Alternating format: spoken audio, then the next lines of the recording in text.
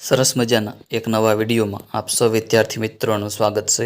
આજે આપણે ધોરણ 3 વિષય ગુજરાતી જે પ્રશ્ન બેંક લેવાય છે તારીખ 21/9/2024 એ પ્રશ્ન બેંકનું એકમ કસોટીનું સંપૂર્ણ સોલ્યુશન જોવાના છે આ વિડીયોના માધ્યમથી। તો વિડીયોના અંત સુધી તમામ વિદ્યાર્થી મિત્રો બન્યા રહેજો।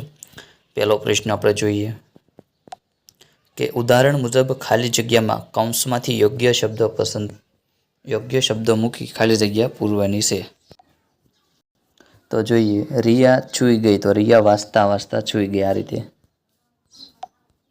તો હવે છે ચડતા ચડતા, ધીમે ધીમે, તરતા તરતા, છૂતા છૂતા ને રડતા રડતા। તો એમાં જો પેલું છે ભાવિક, તો એમાં આવશે રડતા રડતા ફરિયાદ કરતો હતો।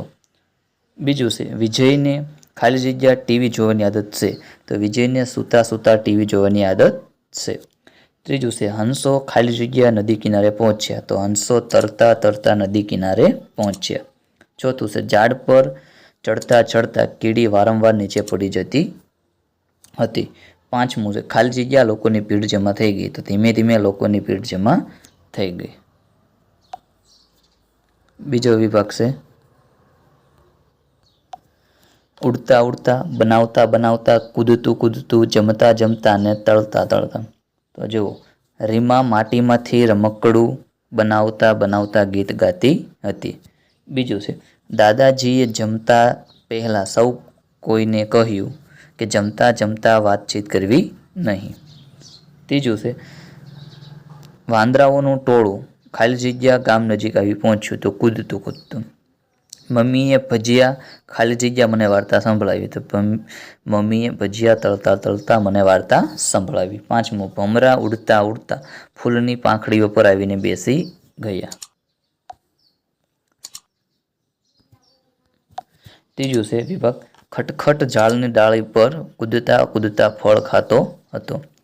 એમાં બીજું બગીચાના ફૂલો વીણતા વીણતા માળી કાકાને બપોર થઈ જતી।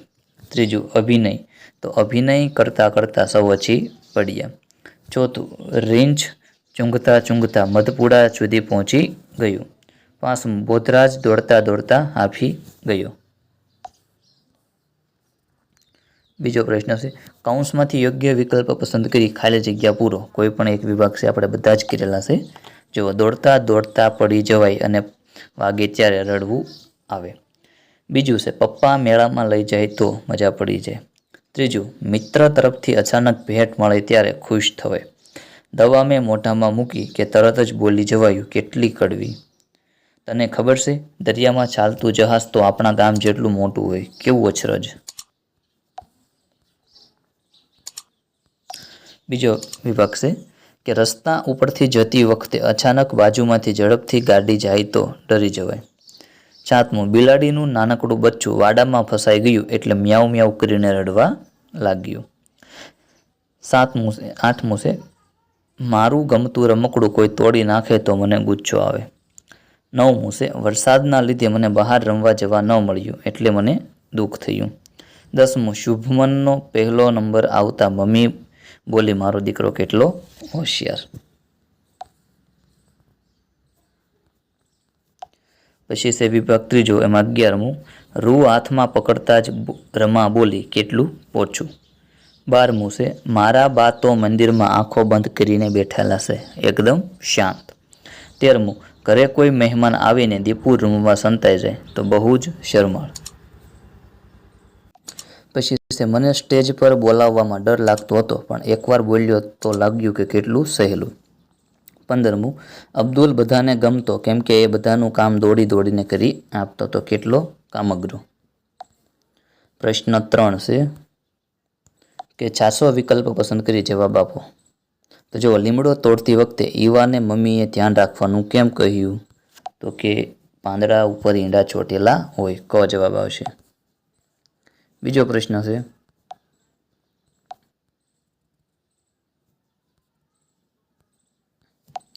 પતંગિયું બનવા માટેનો કયો ઘટનાક્રમ સાચો છે, તો પહેલાં ઈંડું, પછી ઈયળ, કોશેટો અને પતંગિયુંમાં અ જવાબ આવશે। ત્રીજું છે આમાંથી કોનો ખોરાક પાંદડા હોય, તો ઈયળનો ખોરાક પાંદડા હોય છે, બ। ચોથું છે બાળક શંખલા અને ચીપલાઓ ભેગા કરવા ક્યાં જશે, તો કે નદી કિનારે। પછી 5મું છે એક્સપ્રેસ ડોગીના મોંમાં પાણી કેમ આવી ગયું? તો સસલું જોઈને. 6થું છે કાનમાં જતાં જ આંગળા કેવા બની જાય છે? તો કે શાંત. પછી દ્વિજ અઠવાડિયા પછી પતંગિયાને શું બની ગયેલું જોયું? તો કોશેટો.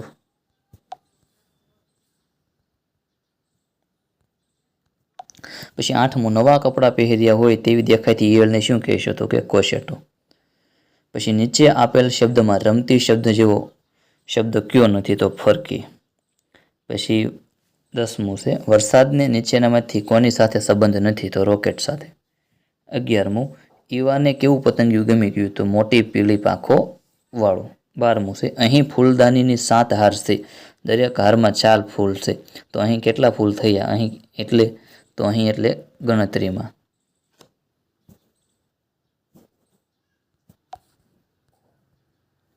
પછી 13મું છે એક્સપ્રેસ ડોગી સસલું કેમ ના પકડી શક્યું? તો તે જીવ બચાવવા માટે ભાગતું હતું.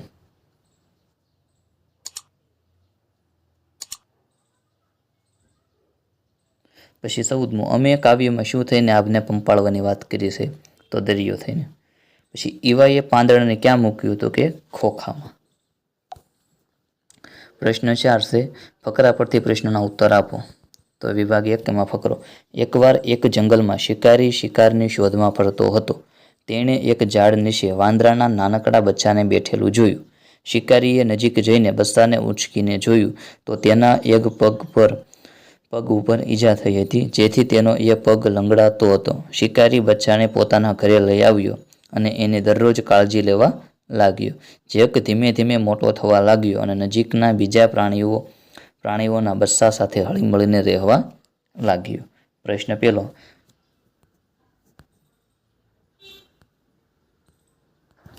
બચ્ચું ઝાડ નીચે બેઠું હતું કારણ કે તેના પગે ઈજા થઈ હતી. આ વાર્તા પરથી તમને શિકારી કેવો લાગ્યો? તો કે દયાળુ. પછી વાર્તામાં જેક કોનું નામ છે? તો કે વાંદરાના બચ્ચાનું. 4થો છે જેક કોની સાથે હળીમળીને રહેવા લાગ્યો? તો જંગલના પ્રાણીઓ સાથે.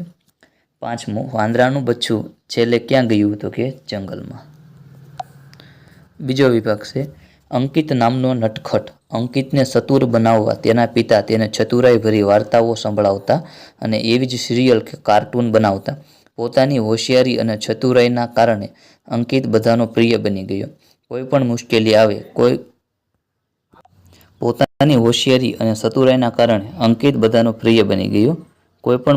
આવે કોઈ કોયડો ઉકેલવાનો હોય, બધા જ અંકિતને યાદ કરે.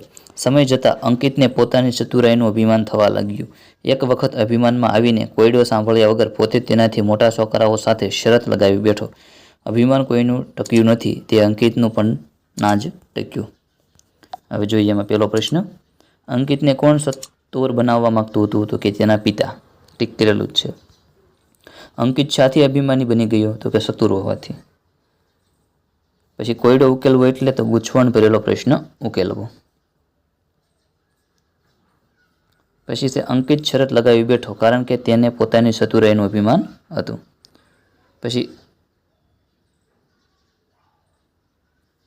અંકિતનું અભિમાન કેમ ના ટક્યું? તે પોતાની હોશિયારી બતાવી ના શક્યો. ત્રીજો વિભાગ છે મોભાપુર નામે એક નાનકડું ગામ હતું. ગામમાં દરેક જ્ઞાતિના લોકો રહે. એમાં એક અજયભાઈનું કુટુંબ પણ રહેતું હતું. આ કુટુંબમાં તેમની સાથે પુત્ર અશોક તથા પુત્રી આશા શાંતિથી રહેતા હતા. પિતા પોતાના બંને સંતાનોને ભણાવવા અથાગ પરિશ્રમ કરે. એક દિવસ ઉનાળાની અસહ્ય ગરમીના કારણે અજયભાઈને ચક્કર આવતા તે પડી ગયા અને લકવો થઈ ગયો. તેની સારવાર માટે વધુ નાણાંની જરૂર પડી. ભાઈ બહેન બંનેએ મહેનત કરી પૈસા ભેગા કર્યા. પિતાની સારવાર થતાં તેમનો લકવો દૂર થયો અને બંનેના આનંદનો પાર ના રહ્યો. પ્રશ્ન છે અજયભાઈના પરિવારમાં કુલ કેટલા સભ્ય હતા? તો કે 3. પછી આશા અને અશોકને ભણાવવા કોણ ખૂબ મહેનત કરી? તો અજયભાઈએ. ભાઈ બહેને પૈસાની જરૂર કેમ પડી? તો કે પિતાની સારવાર કરવી હતી.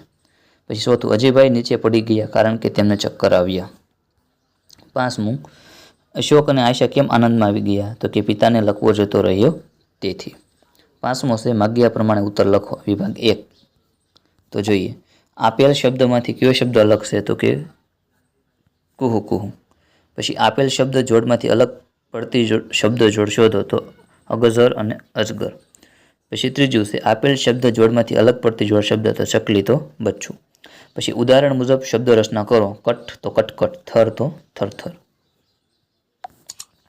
પાંચમું છે આપેલ વાક્યમાંથી ખોટો શબ્દ શોધીને લખો. તો હંમેશા નીચા નમી વડીલોના ચરણ સ્પર્શ કરવા જોઈએ, ચલણ નહીં. વિભાગ બીજો છે આપેલ શબ્દોમાંથી અલગ પડતો શબ્દ શોધો. તો છીંચી, ટેહુક ટેહુક, ભાવ ભાવ અલગ પડશે, સી. પછી આપેલ શબ્દ જોડમાંથી અલગ પડતી શબ્દ જોડ શોધો. તો રકાબી, ડી. આપેલ શબ્દ જોડમાંથી અલગ પડતી શબ્દ જોડ શોધો. તો સાપ અને નોળિયો. ચોથો છે ઉદાહરણ મુજબ શબ્દ રચના કરો. વાહ વાહ તો ટુચુક ટુચુક, તો ટુચુક ટુચુક. વાક્યમાંથી ખોટો શબ્દ શોધી લખો. તો વાહ તળાવમાં કેટલું સુંદર, કમર નહીં તો કમળ ખીલ્યું છે. વિભાગ સી છે આપેલ શબ્દોમાંથી અલગ પડતો શબ્દની જોડ લખો. તો ડ્રાવ ડ્રાવ. પછી આપેલ શબ્દ જોડમાંથી અલગ પડતી શબ્દ જોડ શોધો. તો અલગ કમલ. પછી આપેલ શબ્દ જોડમાંથી અલગ પડતી શબ્દ જોડ શોધો. તો બિલાડી તો ઈંડું. ઉદાહરણ મુજબ શબ્દ રચના કરો. ચબ ચબ અને કુચુડ તો કુચડ કુચડ, કચુડ કચુડ. પછી વાક્યમાંથી ખોટો શબ્દ શોધી લખો. તો રામજી કાકાના ખેતરમાંથી આ વર્ષે તો ગુણ હસવો નહીં આવે, દીર્ઘ આવશે. ગુણ ભરીને કહું આવ્યા. સરસ મજાની આખી પ્રશ્ન બેંકની આપણે સંપૂર્ણ સોલ્યુશન જોયું આ વિડીયોના માધ્યમથી. વિડીયો હવે પૂર્ણ કરીએ છીએ. મળીએ આપણે નેક્સ્ટ વિડીયોમાં.